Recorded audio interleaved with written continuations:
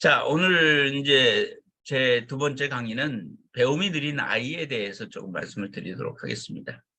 이 코로나19 때문에 사실 비대면 이런 교육이 많이 이루어져서 특히 이제 초등학교에 가보면 사실은 이 읽기나 이런 쓰기나 세마기가 안 되는 아이들이 실제로 많습니다.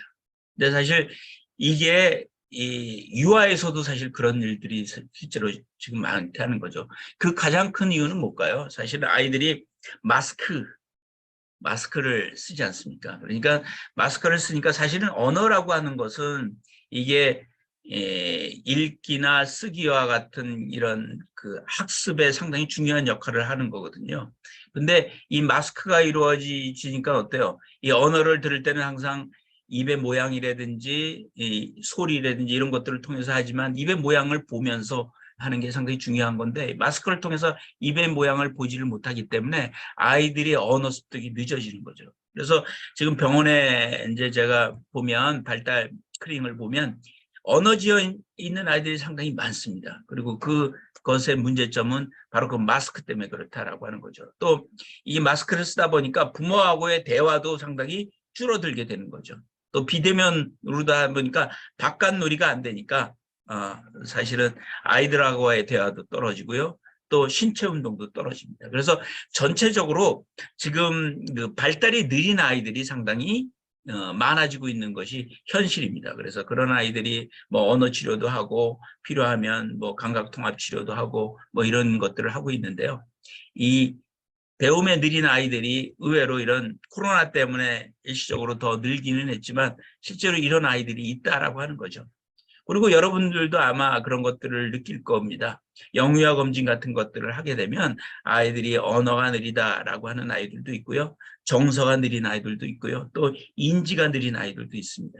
그리고 심지어는 아이가 말하자면 이 사회성이라든지 이런 것들이 떨어지는 아이들도 있어서 그런 것들에 대한 교육 또 요새 뭐 그 변호사 우영우 때문에 이상한 변호사 우영우 때문에 또 내 아이는 또 자폐 스펙트럼 장애가 아닌가라고 하는 걱정을 하시는 분이 상당히 많습니다. 그래서 발달 지연에 대해서 걱정을 많이 하고 있는 아이들이 많은데요. 특히 이제 초등학교에 들어가기 전에 유치원 아이들은 사실은 이런 학습할 수 있는 능력이 제대로 돼 있느냐라고 하는 것을 아는 게 중요합니다. 근데 의외로 이런 아이들이 언어 발달도 느리고 지적인 인지 발달도 늦어서 사실 학습의 준비가 되지 않는 아이들이 의외로 많은데 그런 아이들에게 교육 원인을 파악해서 거기에 대한 교육을 하면 이것이 개선될 수 있고 이 아이들이 초등학교에 가서는 읽기, 쓰기, 세마기에 문제를 일으키지 않을 수가 있겠습니다. 그래서 오늘은 아이들의 배움이 느린 아이들이 어떤 양상이고 또 그런 아이들을 어떻게 발견을 해야 되는 거고 또 그런 아이들은 어떻게 도와줄지에 대해서 오늘 좀 말씀하는 시간을 드리도록 하겠습니다. 배움이 느린 아이다는 예전에는 그냥 학습 부진이라는 말을 쓰기도 하고요.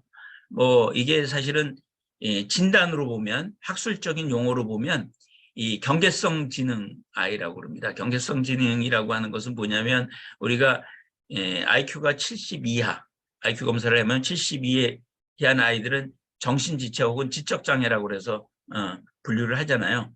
근데 IQ가 70이 넘으면서 85는 안 되는 아이들이 있습니다. 보통 이제 IQ가 100이 평균인데 그거 안 되는 아이들을 우리가 경계성 지능이라고 학술적인 용어가 있고요. 그 아이를 갖다가 우리가 학습부진이라는 말로 표현을 합니다.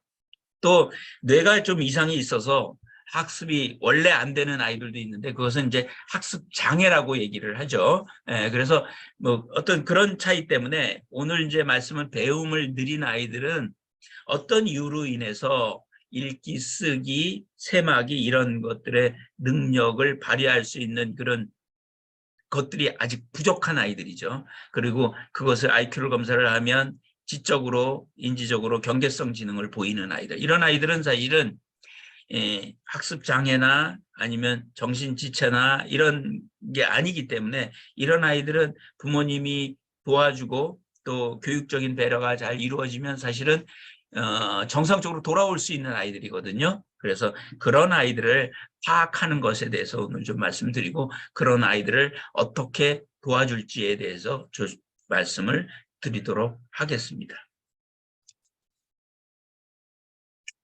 자, 그러면 배움에 느린 아이의 정의부터 얘기죠. 뭐 실제적으로는 학업 성적이 특정 기준보다 낮은 경우입니다.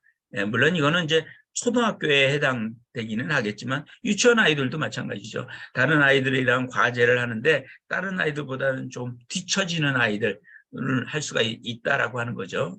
또 이 학습하는데 배우는데 뭐 유치원 시기만 하더라도 뭐 간단한 세마기라든지 간단한 글자나 이런 것들은 좀 이렇게 접촉할 말하자면 노출될 기회가 상당히 많이 있잖아요. 이런 아이들이 그런 학습이 어렵고 또 뭐 예를 들어서 그림책 읽어주면 그림책 읽는 것 자체를 싫어하는 아이들도 있습니다. 그러니까 특히 뭐 여러분도 경험을 해보셨지만 남자아이들 같은 경우는 블럭이나 이렇게 로봇 가지고 노는 건 재밌어 해도 그림책 읽어가는 건 싫어하잖아요. 그렇죠? 그래서 그런 게 맞지 않는 아이들도 있고요. 또 그래서 그런 아이들이 말하자면 시간이 지속적으로 이루어지면 책을 안 읽고 이런 것들이 이루어지면서 배움이 느린 아이로 된다라고 하는 거죠.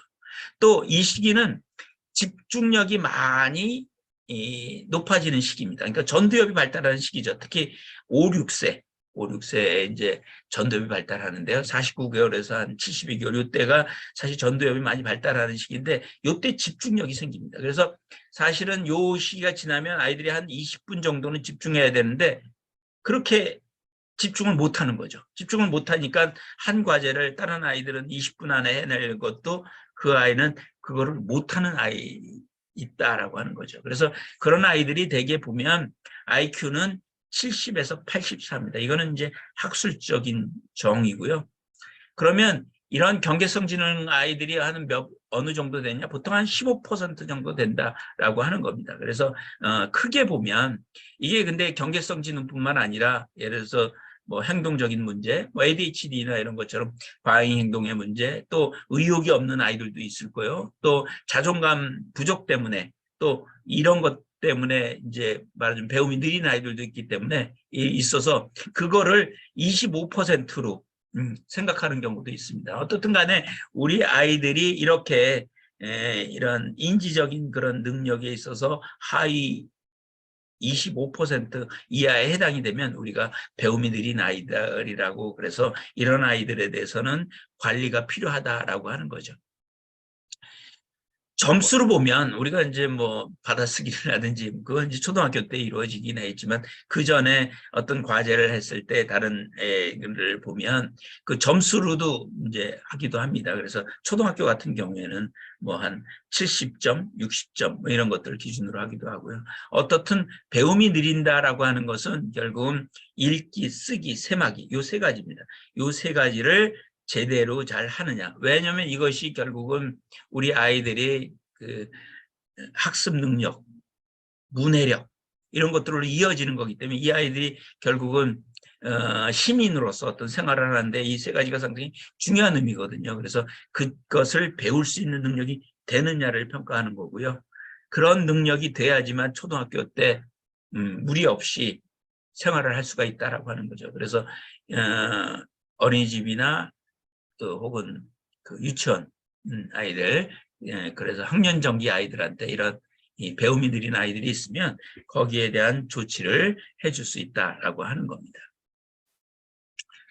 배움이 느려지는 이유는 뭘까요? 우리가 이제 과학적으로 이제 이렇게 조사를 해보면 원래 이런 작업 기억력이 떨어진 아이들이 있습니다. 작업 기억력이라고 하는 것은 뭐냐면 여러분이 이제 단기 기억이라는 거 아실 거예요. 또 장기 기억도 아실 겁니다. 단기 기억이라고 하는 것은 어떤 것의 감각을 받아들이는 거죠. 시각, 청각 이런 것들을 그래서 잠깐 머무는 거죠. 이것은 사실은 수동적인 기억력이죠. 장기 기억력이라고 하는 것은 뭘까요? 그 기억력이 뇌에 있어서 화학적 변화를 일으키거나 뇌 구조적인 변화를 일으켜서 뇌에 새겨지는 겁니다. 이것을 장기 기억이라고 그러는 거죠. 그러면 작업 기억은 뭐냐? 단기 기억은 단기 기억인데 적극적인 단기 기억입니다. 그러니까 단기 기억이 수동적인 단기 기억이라고 말씀드렸죠. 적극적인 단기 기억이죠. 그러니까 이것은 어떤 거를 학습을 하는데 상당히 중요하다는 거죠. 예를 들어서 아이가 수학 문제를 푼다라고 한번 생각을 해봅시다. 수학 문제를 풀면 곱셈을 이용해야 되잖아요. 구구셈. 그러면 구구셈은 장기 기억입니다. 근데 이 수학 문제를 풀기 위해서 구구셈을 이용해서 끌어들여서 문제를 푸는 거. 요거는 작업 기억 능력입니다. 그러니까 사실 이 학습에 상당히 떨어진다라고 하는 거죠. 이 작업 기억 용량은 일반적으로 다 비슷합니다. 그래서 우리가 작업 기억 용량을 알 수 있는 것은 7자리 숫자를 바로 외울 수 있는 능력, 이 보통 그럽니다. 근데 9자리는 상당히 외우기가 어렵거든요. 그래서 되게 이제 비슷한데 이 작업 기억 능력이 떨어지는 아이들이 있습니다. 이런 아이들은 사실 작업 기억이라고 하는 것은 잘 변하지는 않지만 훈련이나 교육 혹은 이런 것들을 통해서 정상적으로 회복시킬 수는 있거든요. 그런 아이들이 있죠. 두 번째는 공부하는 방법 하는데 이제 문제가 있다라고 하는 거죠. 예를 들어서 교육을 할 때 사용하는 이제 전략을 사용하는 방법 이런 것에 이제 문제가 있는 거죠. 말하자면 태도라든지 어떤 것을 하는데 뭐 사고력이 있어서 순서를 지키고 순서를 생략해서 어떤 것들을 한다든지 이런 그런 것들에 문제 있는 아이들이 있고요.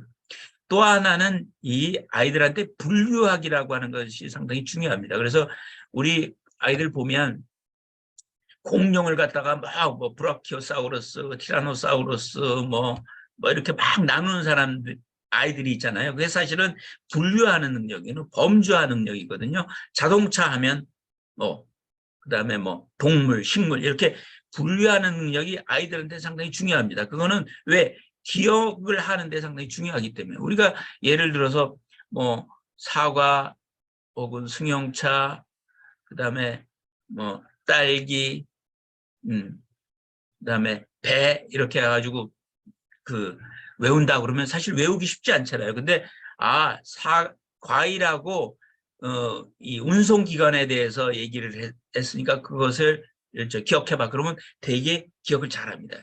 예, 이것을 이제 우리가 이제 작업 기억이 이제 그런 역할을 하게 되는 거거든요. 그래서 이 범주하는 능력을 어려서부터 키워줘야 되는데 이런 것들이 잘 안 되는 아이들이 있습니다. 또 우리 공부를 할 때 무조건 공부하는 게 아니라 체계를 가지고 순서 이런 것들을 지켜서 공부를 하는데 그런 것들에 대한 교육이 안 되어 있는 아이들도 있고요. 또 모국어 발달이 잘 안 돼서 어휘력이 떨어지는 아이들이 있습니다. 어휘력이 떨어지는 아이들이 결국은 학습장애나 이런 것들로 넘어가는 거거든요. 그래서 어휘력이 상당히 중요한데 뭐 독서를 많이 안 했다든지 부모님이 책을 읽어주는 거 많이 안 했다든지 아니면 너무 그 동영상이나 이런 것들에 아이들이 매몰돼서 이런 것들을 접할 기회가 없던 아이들은 어휘력 때문에 문제가 되는 경우도 있습니다. 또 어떤 아이들 중에서는 위축이 됐거나 심리적으로 위축이 됐거나 자신감이 없어서 그러는 거죠. 그래서 사실은 아이들의 그 배움이 느린 아이들을 회복시켜주는 대표적인 것 중에 하나는 자존감을 높이는 방법도 대표적인 방법이 될 수가 있다라고 하는 거죠. 그렇지만 이렇게 이거는 이제 학습 부진이나 이런 것들은 사실은 정상적인 뇌를 가지고 있는 아이들인데 우리가 학습 장애라고 들어보셨을 겁니다. 독서 장애라고 하기도 하고요. 또 난독증이라고 하는 아이들이라고 그러죠. 그게 이제 같은 말인데 난독증 아이들은 뇌가 좀 다릅니다. 우리는 사실은 언어를 배울 때 모국어를 배우면서 6개월만 되더라도 모국어 특유의 발음이나 음소 이런 것들을 잘 파악할 수 있습니다. 잘 파악할 수 있는 뇌가 발달하는 이유는 언어를 좌뇌에 국수화함으로써 빠르게 예를 들어서 우뇌 언어 중추가 같이 있으면 우뇌 것도 전달이 되고 좌뇌도 전달이 되고 시간이 많이 걸리잖아요. 근데 이 언어라고 하는 것은 음소 파악을 빠르게 파악하는 게 중요하기 때문에 조물주가 진화론적으로 왜 좌측에 이렇게 국수화하게 만들었습니다. 그래서 더 빠르게 전달할 수 있는 거죠. 근데 학습장애가 있는 아이들, 난독증이 있는 아이들은 이 언어 중추가 좌뇌에만 있는 게 아니라 우뇌에도 있는 거죠. 그래서 이런 아이들은 읽기나 쓰기에 장애가 보이고요. 음소를 파악하는 능력이 떨어져서 잘 고쳐지지 않은 거죠. 이런 아이들은 지능도 정상적입니다. 지능이 정상적인데 잘 읽고 쓰기는 데 문제가 있는 거죠. 그래서 사실은 이게 유아 때 이런 아이들을 발견할 수가 있습니다. 그래서 지능은 정상적인데 읽고 이런 것들을 잘 못하는 아이들, 또 어떤 소리를 들을 때 음소 파악하는 능력이 떨어지는 아이들, 언어가 지연한 아이들, 이런 아이들은 지능이 정상이면서 그런 경우에는 이 학습 장애를 항상 염두에 둬야 된다라고 하는 거죠. 그래서 우리 아이들이 이제 작업 기억력이라고 하는 것은 어떤 것이냐면 시각을 담당하는 축두엽과 그다음에 이 공간 감각을 담당하는 두정엽, 이런 것들을 파악을 해서 적극적으로 그것을 말하자면 문제를 해결하고 창의력을 발휘할 때 쓰는 겁니다. 그러니까 사실은 시각과 청각 발달이 잘 이루어져야 되고요.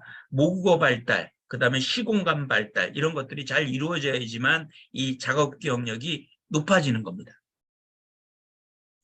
그래서 이런 작업 기억력을 높이는 방법들 중에서는 예를 들어서 뭐 시각적인 것은 틀린 그림 찾기라든지, 또 뭐 카드놀이를 통해서 그 전에 열었던 것들을 기억한다든지, 이런 것들을 통해서 작업을 할 수가 있다라고 하는 거죠. 예를 들어서 어떤 글자를 거꾸로 말한다든지, 뭐 이런 것들을 통해서 아이의 놀이를 통해서 틀린 글자를 찾는다든지, 또 뭐 기억을 중심으로 한 특정 글자를 찾는다든지, 이런 식으로 해서 작업 기억을 높일 수가 있습니다. 또 ADHD 아이들도 상당히 문제가 되죠. 특히 이렇게 집중력이 떨어지는 아이들이죠.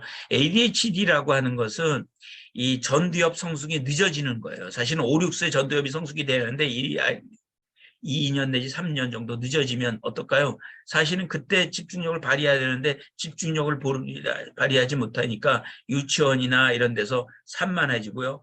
가만히 앉아있지를 못하고 막 돌아다니고, 또 자꾸 다치고 위험한 일을 자꾸 하고 충동적이고 감정 조절 못하고, 이런 아이가 바로 ADHD인데 이게 사실은 전두엽의 기능이 아직 성숙이 덜 돼서 그렇습니다. 그래서 이런 아이들은 요즘 뭐 유치원이나 이런 데서 이제 저희한테 많이 보내기도 하는데, 그런 아이들에 대해서 우리가 체크를 해야 된다라고 하는 거죠. 그래서 그런 아이들에 대해서는 아이가 잘했을 때 칭찬을 해주는 게 좋습니다. 또 못한 거에 대해서는 무시하는 거죠. 그냥 이렇게 모르는 척하는 게 좋고요. 물론 이제 문제가 있는 거 꼭 해결해야 되는 거, 다른 사람을 때린다든지 이런 것들에 대해서는 물론 처벌을 줘야 되겠지만, 뭐 타임아웃 같은 처벌을 줘야 되겠지만, 그렇게 해서 칭찬을 해주는 게 중요하고요. 또 이런 아이들이 작업 기억력이 떨어집니다. 이 ADHD 아이들은, 산만한 아이들은. 그래서 이런 아이들한테는 구체적으로 지시를 짧게 해가지고 단호하게 얘기를 해주는 게 중요한 거고요. 또 이런 아이들은 자기 이 집중력이 떨어지기 때문에 쉽게 산만해집니다. 그래서 환경 자체를 단조롭게 만들어주는 게 중요하죠. 그래서 좀 장난감이나 이런 거 책으로 어지럽지 않게 해주는 것도 중요하고요. 또 시각적으로 온해할 일, 이런 것들을 갖다가 딱 이렇게 정리해 주는 거죠. 그리고 아이가 말을 할 때 청각 집중력이 떨어지면 이런 아이들한테는 한 번 더 얘기한다든지 한 번 더 얘기해 준다든지 이렇게 해주는 거고요. 이 아이들한테 강점이나 이런 것들을 강조해 주는 것도 상당히 도움을 줄 수가 있다라고 하는 겁니다. 그래서 칭찬이 상당히 중요하다는 거죠. 예를 들어서 이 초등학교 저학년 아이들을 보면 칭찬했을 때 반응이 아주 확실하게 나타나죠. 반면에 어른들은 어떻습니까? 처벌에 오히려 효과가 더, 단기적인 효과는 더 커집니다. 사춘기 아이들은 아예 처벌과 칭찬 다 효과가 없기 때문에 사실 친해지는 것이 중요하고요. 이 칭찬만이 효과가 있다라고 하는 거죠. 그래서 사실 훈육에 있어서 칭찬 중심의 훈육이 있을 필요가 있다라고 하는 겁니다.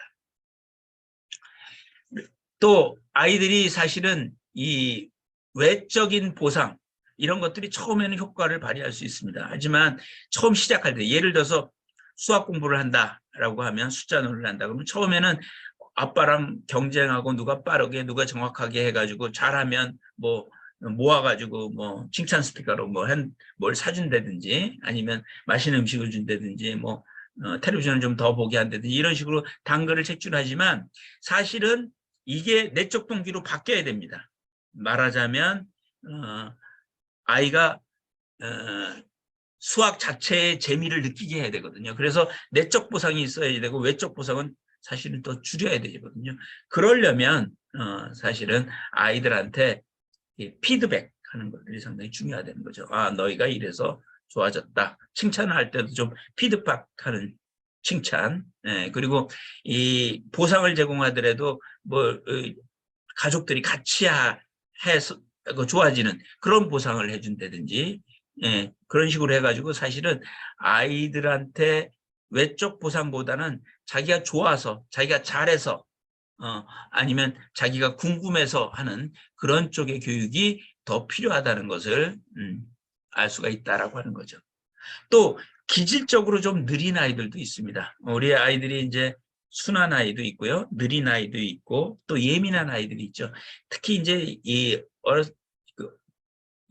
느린 아이들은 나중에 물론 이제 뭐 레이트 브루머라고 그래서 아주 능력을 발휘하는 경우도 있지만 어떻든 이런 아이들은 조금 기다려주는 게 필요합니다. 아이들이 밥을 제대로 못 먹으면 부모가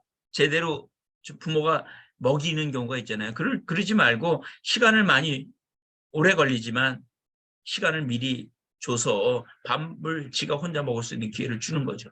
예를 들어서 유치원 시간이 바빠서 아이가 신발을 제대로 못 신을 때 느린 아이들한테 엄마가 신겨주지 말고 미리 준비를 하는 거예요. 그리고 그것을 성취했을 때 보상을 해주고요. 그리고 이 엄마가 해결 역할을 하기보다는 지지자의 역할, 도와주는 역할을 하면 이런 아이들도 상당히 도움을 받을 수 있다라고 하는 겁니다. 또 요즘 아이들은 이런 이 느린 아이들이나 이런 경우에도 그렇지만 정상적인 아이들도 스트레스가 많습니다. 학업 스트레스가. 특히 느린 아이들은 왜 학업 스트레스가 많습니까? 다른 사람들하고 비교당하기 때문에 스트레스가 많고요. 또 더구나 자기가 이걸 하고 싶은데 자기 능력에 붙이기 때문에 상당히 조급한 마음을 갖거든요. 그래서 오히려 스트레스가 많습니다. 그래서 스트레스 많은 아이들이 많아졌다는 거죠. 그래서 배 아프고 머리 아프다는 애들이 최근에 많이 옵니다. 보통은 초등학교 애들이 많은데 요즘은 유치원 아이들도 머리 아프다고 배 아프다고 오는 경우가 많은데 그건 다 스트레스 때문에 그러는 거죠. 그래서 스트레스는 이렇게 두통이라든지 피로라든지 숨참 이렇게 증상으로 나타나기도 하고요. 무관심이라든지 또 화를 잘 낸다든지 이런 것들로 나올 수 있고요. 또 우유분단한다든지 부정적인 성향을 보인다든지 행동적으로는 뭐 갑자기 과식을 한다든지 아니면 잠자는 게 문제가 있다든지 이런 식으로 나타나는 경우가 많습니다. 그래서 그런 아이들은 아, 얘가 스트레스를 받고 있구나라고 해서 물론 이제 소아과도 방문을 해야 되겠지만 아, 얘가 스트레스를 받고 있으니까 그 스트레스를 갖다 해소해 줄 수 있는 것들을 부모님들이 해줘야지 아이가 개선이 될 수가 있는 거죠. 그래서 사실은 아이를 경청하고 달래주고 그러시고 감정을 갖다가 가라앉혀주고 이런 것들이 필요합니다. 특히 이런 아이들은 실제로 아이들의 그 한 것들을 긍정적으로 바라보는 건 중요하고요. 성과보다는 거기서 즐거움을 느끼는 것에 초점을 맞춰주고요. 또 존중을 해주는 게 좋습니다. 그리고 실제로 숙제를 느리게 하면 도와주는 거죠. 또 스트레스 관리법, 예를 들어서 23번 쉰다든지 잠시 먼 산을 바라본다든지 또 뭐 예를 들어 음악을 듣는다든지 이런 것들을 관리해 주는 것이 상당히 아이들의 스트레스에 도움을 준다라고 하는 거죠. 어떻든 이러한 아이들 배움이 느린 아이들은 사실 부모의 역할이 상당히 중요하다는 겁니다. 부모의 욕심이 상당히 중요하다는 거죠. 그래서 사실은 그 허용적인 태도를 주는 게 중요하고요. 잔소리 같은 것들이 스트레스를 받을 수 있고요. 또 아이 스스로 하는 자기주도성을 좀 해줘야지 아이들이 스트레스를 줄일 수 있다라고 하는 거죠. 네, 그래서 호기심을 떠두고 내적 동기를 해주는 거죠. 그래서 사실은 말투를 고치는 것이 제일 중요합니다. 그래서 비난을 한다든지 이러면 안 되고요. 공감을 해주고 감정을 읽어주고 따라해주고 또 예를 들어서 직접적인 것보다는 간접적으로 예를 뭐 네가 컴퓨터를 못해서 네가 숙제를 못하고 걱정이다라고 하는 거죠. 간접적으로 얘기하는 것도 중요하고요.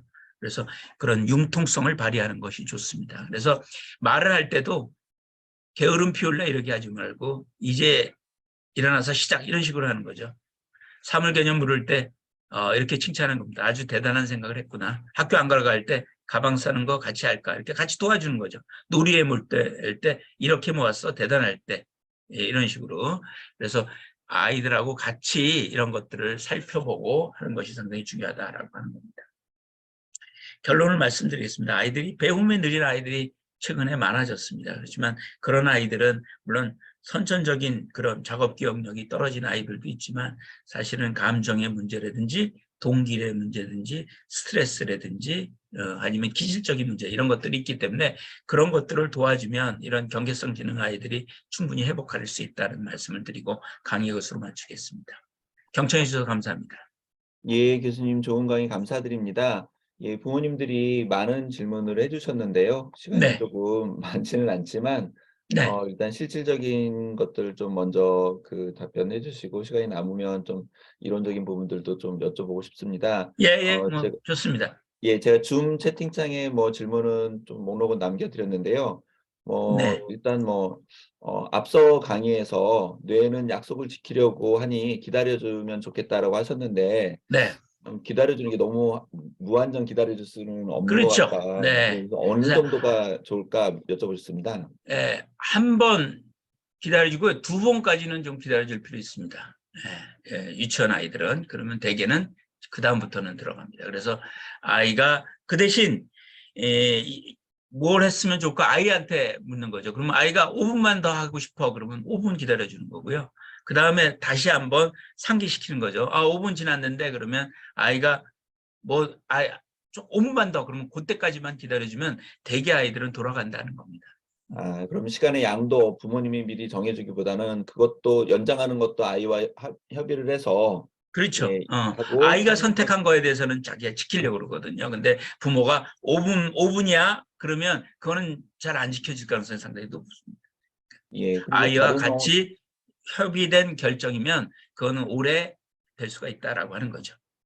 그리고 다른 부모님께서 지금 음악에 관심이 없어서 초등학교 이제 2학년이 됐는데 네. 지금 시작해도 좀 늦지는 않을지, 지금 한다면 좀 언제까지 하는 게 좋을지 이렇게 네. 여쭤보겠습니다. 악기 교육이라고 하는 것은 특히 음악 이런 것들은 경험 우전적인 발달입니다. 경험 우전적인 발달은 앞에 설명되시피 노출되는 시간이 중요해요. 언제 시작하는 거는 별로 중요하지 않습니다. 물론 기초 발달은 시작하는 게 중요한데 그렇기 때문에 늦게 시작해도 할 수가 있습니다. 그래서 아이들이 이제 관심이 있으면 이 시기는 이제 피아노라든지 이런 것들에 좀 관심이 있는 때거든요. 그러니까 아이가 좋아하는 악기를 선택하게 해서 일단은 자기가 좋아하는 소리 이런 것들을 갖다가 조금 듣게 해주는 것부터 청취하는 것부터 하게 하고요.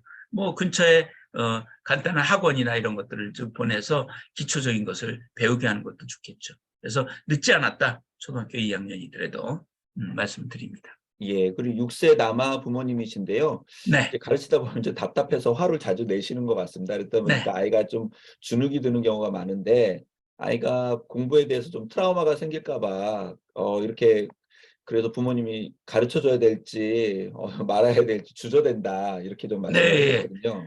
네. 중요한 것은 아이가 이제 배워야 될 것들이 있잖아요. 그래서 그런 것들을 할 때 아까 칭찬은 상당히 효과가 있었는데 처벌은 거의 기능을 발휘하지 못하지 않습니까? 그래서 시기적으로 사실은 칭찬만이 효과가 있는 겁니다. 그래서 아이가 진짜 잘했을 때 칭찬을 해주는 거죠. 본질적으로. 그래서 잘하나 그러면 그것에 더 관심을 가지거든요. 그래서 일단은 시작을 할 때 아이가 좋아하는 것부터 시작하면 좋습니다. 과목도 아이가 좋아하는 것부터.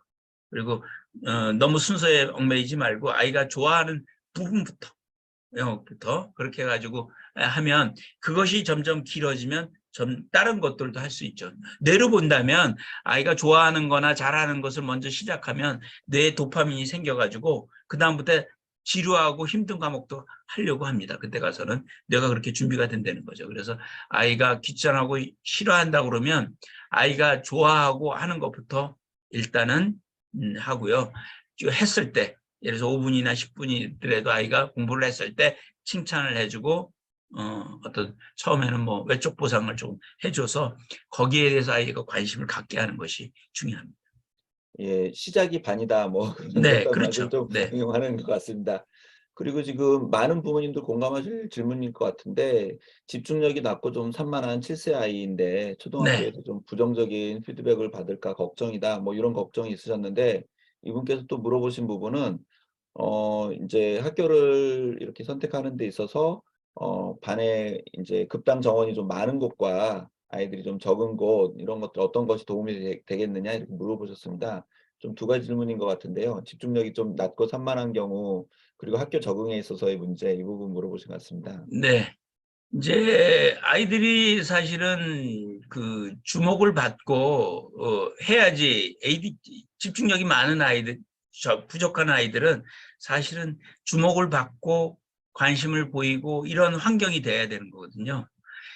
만약에 선생님이 아이를 너무 많은 아이를 돌본다 그러면 이 ADHD 있는 아이거나 집중력이 부족한 아이들은 따를 당할 가능성이 높습니다. 그리고 걔한테는 부정적인 시선이나 말하자면 부정적인 지시를 할 가능성이 상당히 높다는 거죠. 그래서 사실은 가능하면 조금 적은 그룹이 좋고요. 실제적으로 ADHD 아이들은 그 특별반을 해서 그 걔네들한테 인원 적게 해서 교육을 하는 학교도 있기는 합니다.